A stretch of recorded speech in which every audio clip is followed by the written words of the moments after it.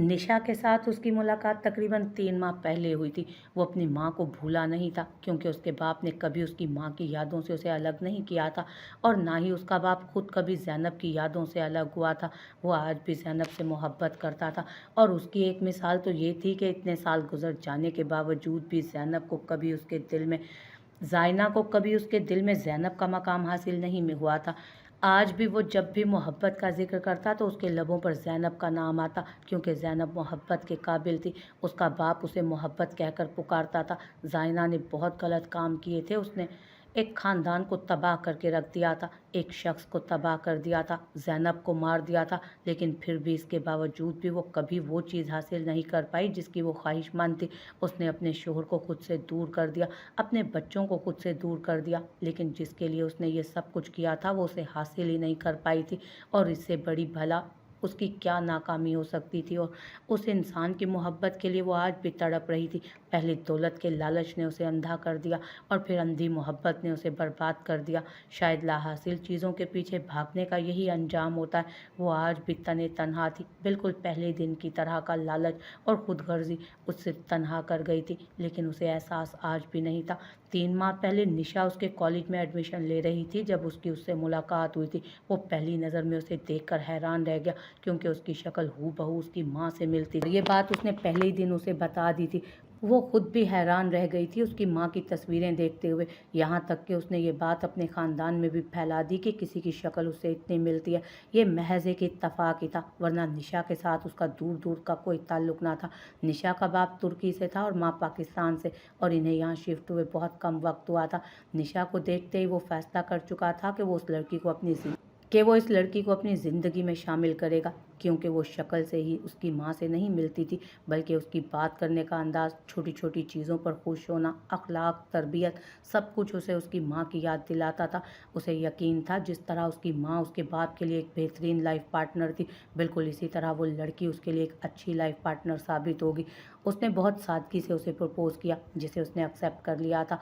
उसके बाद दानियाल ने उससे कुछ भी नहीं छुपाया था, उसकी माँ के साथ क्या हुआ और उस ज़ाइना ने उसके साथ क्या-क्या किया, उसे सब कुछ बताया था।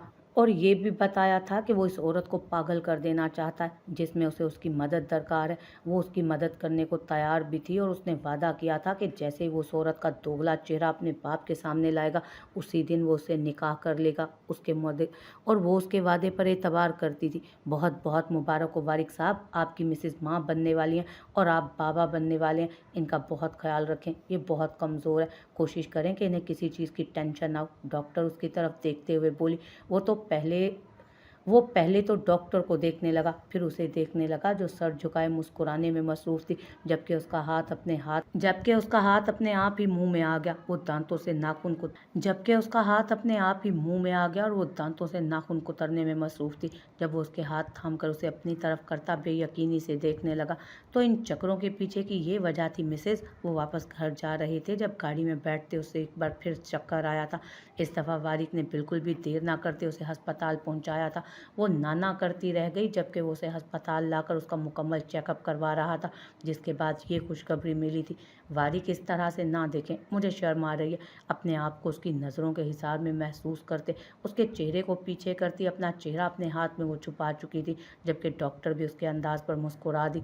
अल्लाह आपको यूं ही खुश आबाद रखे, लेकिन मेरी बातें ज़रा गौर से सुनिएगा। अब आपको शर्म से ज़्यादा एहतियात करनी पड़ेगी मिसेज़ वारिक, क्योंकि आपका बेबी बिल्कुल भी हेल्दी नहीं। आप अपनी डाइट का ख़ास ख्याल रखें। मैं आपको कुछ डाइट प्लान बना कर देती हूँ, आप उन्हें फ़ॉलो करें और टेंशन बिल्कुल भी नहीं लेनी। जैसा कि मैं आपको बता चुकी हूँ, आपका बेबी अभी से ही बहुत कमज़ोर है। आपकी ज़रा सी बेएहतियाती आपको किसी बड़े नुकसान से दो चार कर सकती है। डॉक्टर ने बिल्कुल सीरियस अंदाज में उसकी तरफ देखते हुए कहा, जबकि दोनों ही डॉक्टर की तरफ मुतवज्जो हो गए थे। जी डॉक्टर, आप बताएं कि हमें क्या एहतियात करना पड़ेगी। हम अभी से ही पूरी एहतियात करेंगे। और डाइट की बात तो आप बिल्कुल फ़िक्र ना करें, मेरी अम्मा है ना इसकी डाइट का ख्याल रखने के लिए। आप बस ये बताएं हमें करना क्या क्या है। वो डॉक्टर की तरफ देखते हुए कह रहा था, जबकि डॉक्टर पेपर्स पर कुछ मेडिसिन और एहतियात लिख कर बता रही थी, ताकि उन्हें आगे जाकर कोई मसला ना हो।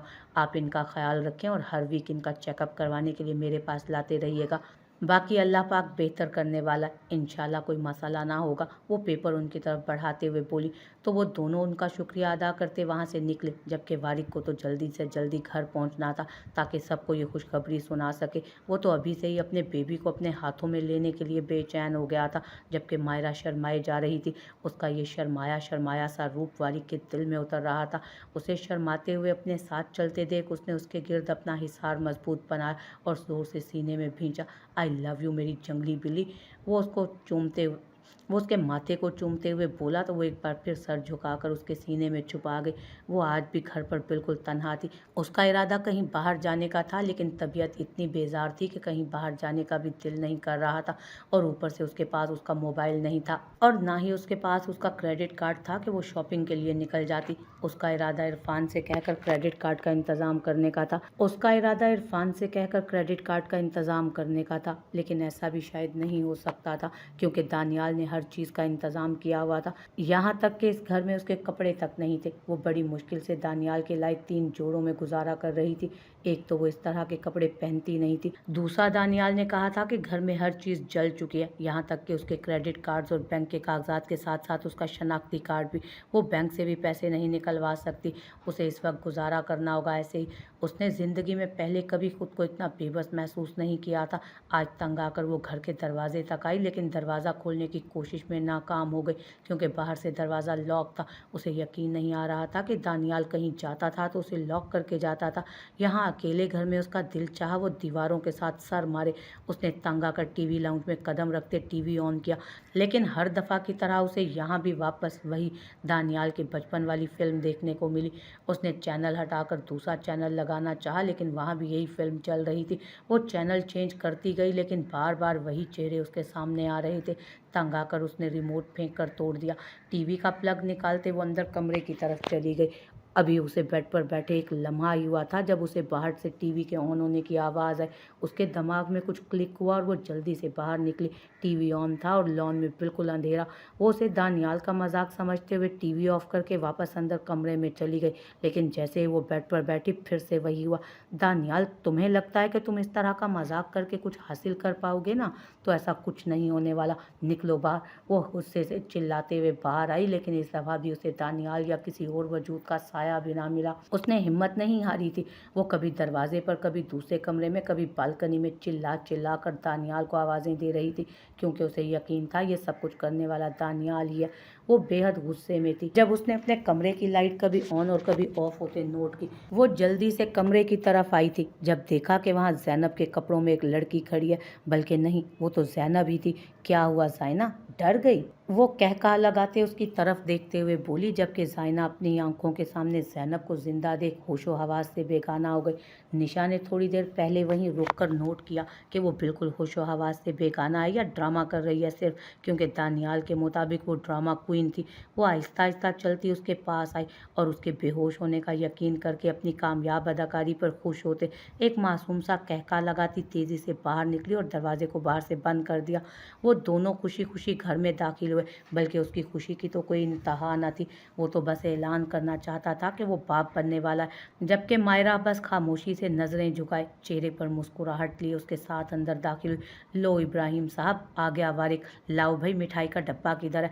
इधर आओ। अम्मा खुश होते हुए उसकी तरफ बढ़ते हुए मिठाई उठाकर उसके मुंह में डाल चुकी थी, जबकि थोड़ा सा टुकड़ा उन्होंने मायरा के मुंह में भी डाला। बहुत बहुत मुबारक हो, घर में खुशखबरी आने वाली है। उन दोनों की तरफ देखते हुए बोली, जबकि वो दोनों एक दूसरे को देखने लगे। उनसे पहले ये खबर घर कैसे पहुंच गई थी? बहुत बहुत मुबारक हो अम्मा, आपको भी। और आपको ये बात कैसे पता चली? हम तो अभी अस्पताल से आए हैं। वो मायरा का हाथ थामे अंदर ले आया था, जबकि अम्मा भी खुशी से उनके साथ चलते हुए तनावुश के पास आ बैठी। जब तनावुश वहीं बैठे शर्मा रही थी और ताशफैन उससे बातें कर रहा था। बेबी का नाम मैं रखूंगा, आखिर मैं सबसे छोटा वाला मामू। छोटू लड़ रहा था, जबकि दोनों में अच्छी खासी जंग छिड़ी हुई थी। मामू नहीं छोटू, चाचू। तुम चाचू लगोगे ना बेबी के। वारिक ने उसकी बात की दुरुस्तगी की जब उसने मुंह बनाकर नफी में सर हिलाया। मुझे इन गंदे वाले भैया का भाई नहीं बनना, मैं तो तनाशु आपी का ही भाई बनूंगा, और इनका बेबी मेरा भांजा। वो खुशी से बता रहा था, जबकि असल झटका तो मायरा और वारिक को अब लगा। क्या तनावुश भी? मायरा ने खुशी से चीख मारी थी, जबकि सब उसे हैरत से देखने लगे। तनावुश भी से क्या मुराद है तुम्हारी? तनावुश ही तो प्रेग्नेंट है। ताशफैन ने उसकी तरफ देखते हुए कहा तो वो फिर से नज़रें झुका गई। जी नहीं जनाब, सिर्फ आप ही नहीं बल्कि मैं भी बाबा बनने वाला हूँ, और मैं तो इसी बारे में बात करने आ रहा था कि हम अभी हॉस्पिटल से आए हैं।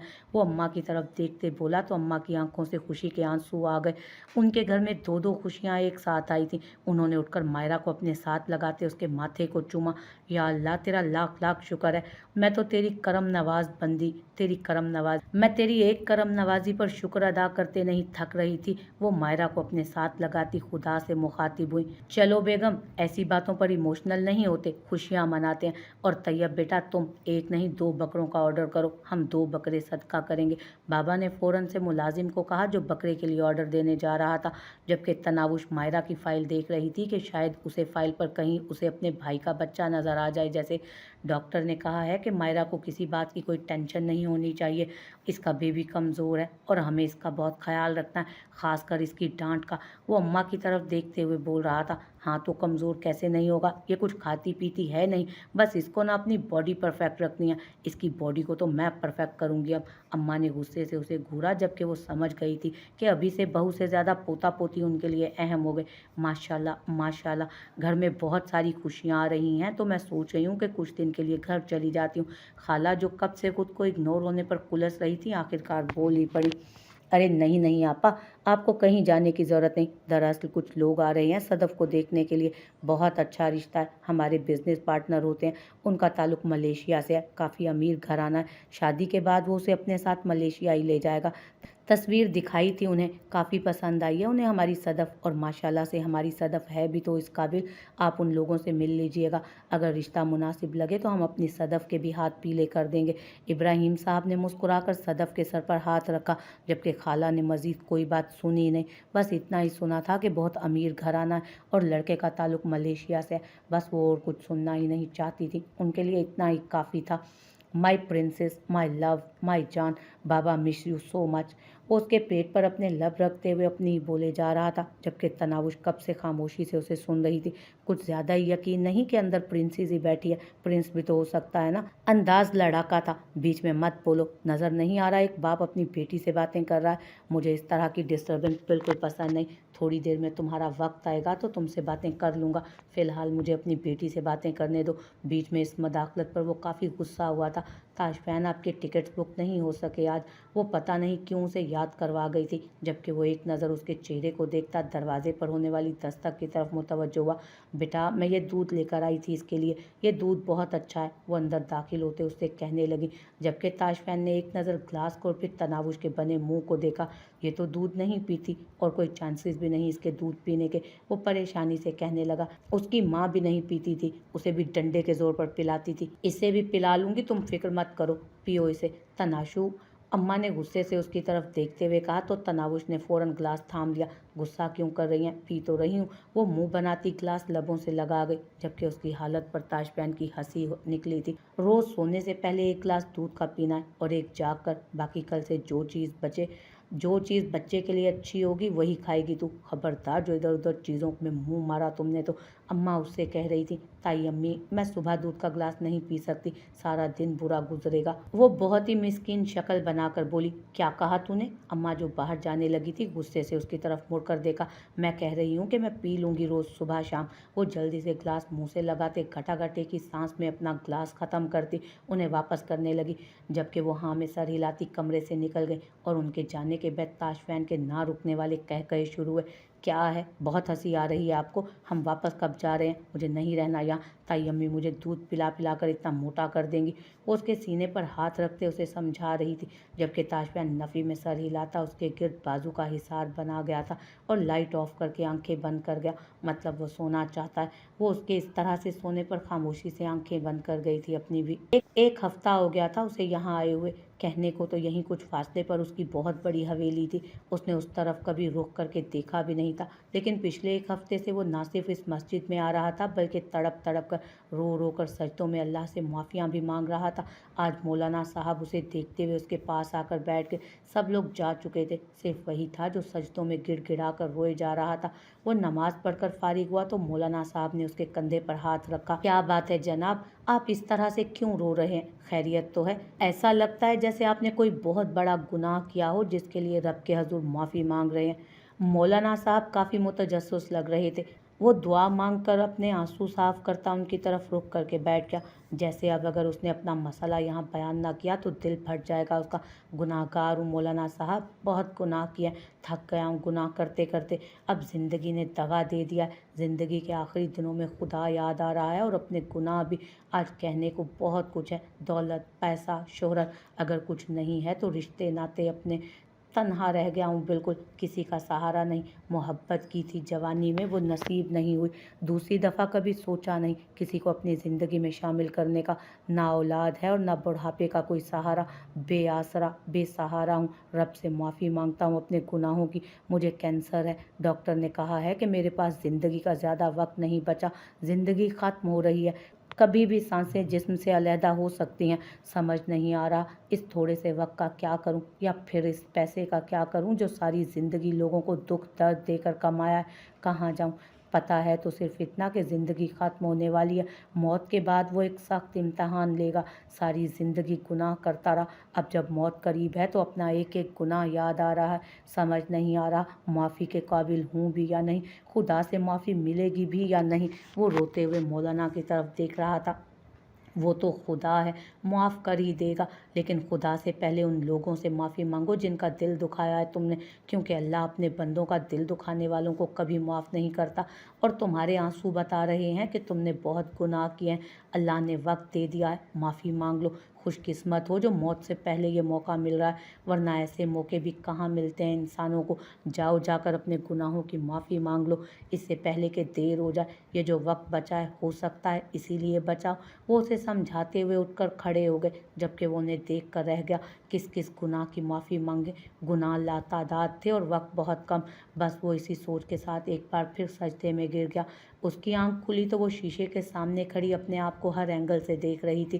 وارق نے تکیہ سائڈ پر رکھتے ہوئے اپنے آپ کو ریلیکس انداز میں تکیے پر گرایا اور اب پوری تفصیل سے اسے سر تا پیر دیکھ رہا تھا۔ ڈارلنگ، دوسرے مہینے میں لڑکی کبھی موٹی نہیں ہوتی، لیکن تم فکر مت کرو، میری اماں ہے نا، کھلا پلا کر تمہاری ہر خواہش پوری کر دیں گی۔ وہ بڑے مزے سے اسے دیکھتے ہوئے بول رہا تھا۔ وارق، میں نے دیکھا ہے کہ پریگننٹ لیڈیز تو اتنی زیادہ موٹی ہو جاتی ہیں، تو کیا میں ابھی بہت زیادہ موٹی ہو جاؤں گی؟ وہ شیشے کو چھوڑ کر اس کے پاس آتے بیڈ کے پاس اور بیڈ پر اس کے ساتھ بیٹھتے ہوئے بولی۔ انداز ایسا تھا جیسے سارے سوالوں کے جواب آج ہی لے لے گی۔ کچھ کہا نہیں جا سکتا، ہر انسان کا جسم دوسرے سے مختلف ہوتا ہے۔ اب مجھے کیا پتا کہ تم کتنی موٹی ہو جاؤ، لیکن تم بالکل گول مول سا رسگلہ بن جاؤ، پھر میں تمہیں بہت پیار سے رکھوں گا۔ وہ اس کے گرد بازو کا حصار بناتے ہوئے بولا تو اس نے مسکرا کر چہرہ اپنے قریب کیا اس کا۔ رسگلہ کیوں؟ گلاب جامن کیوں نہیں؟ وہ الٹا اس سے سوال کرتی اس کی مونچھوں کو تاؤ دے رہی تھی۔ مجھے گلاب جامن پسند نہیں، مجھے تو رسگلہ ہی چاہیے، وہ اس کے لبوں پر ہاتھ رکھتے ہوئے بولا تو وہ اگلے لمحے اس سے دور ہوئی۔ آپ کی نیت ہی خراب رہتی ہے مجھ پر، ہر وقت میرے پاس آنے کے بہانے ڈھونڈتے رہتے ہیں، خاص کر صبح صبح تو جن آ جاتا ہے آپ میں۔ رومانٹک جن کہو بیوی، میرے جن کی توہین کرنے کی ضرورت نہیں۔ وہ گھور کر اسے الٹا ڈانٹ گیا تھا۔ جو میرے بیبی کی ہیلتھ کے لیے بہت ضروری ہے۔ جی جی، وہی آپ کا رومانٹک جن، مجھے نہیں چاہیے، جا رہی ہوں میں نیچے۔ اماں نے کہا تھا کہ جاگتے ہی نیچے آ جانا، کیونکہ اٹھتے ہی مجھے کچھ کھانے کے لیے دیں گی وہ، جو میرے بیبی کی ہیلتھ کے لیے بہت ضروری ہے۔ میرے پیارے سے بیبی کو بھوک لگی ہے، چلو ماما کچھ کھا کر آپ کو بھی کچھ کھلاتی ہے۔ وہ اسے چڑھاتے ہوئے کمرے سے نکل گئی، جبکہ وہ مسکراتے ہوئے تکیہ دوبارہ سیٹ کرتا لیٹ گیا تھا۔ ارادہ دوبارہ سونے کا تھا، کیونکہ جسے دیکھنے کے لیے وہ جاگا تھا وہ تو جا چکی تھی کمرہ چھوڑ کر۔ اب اس نے جاگ کر کیا کر لینا تھا؟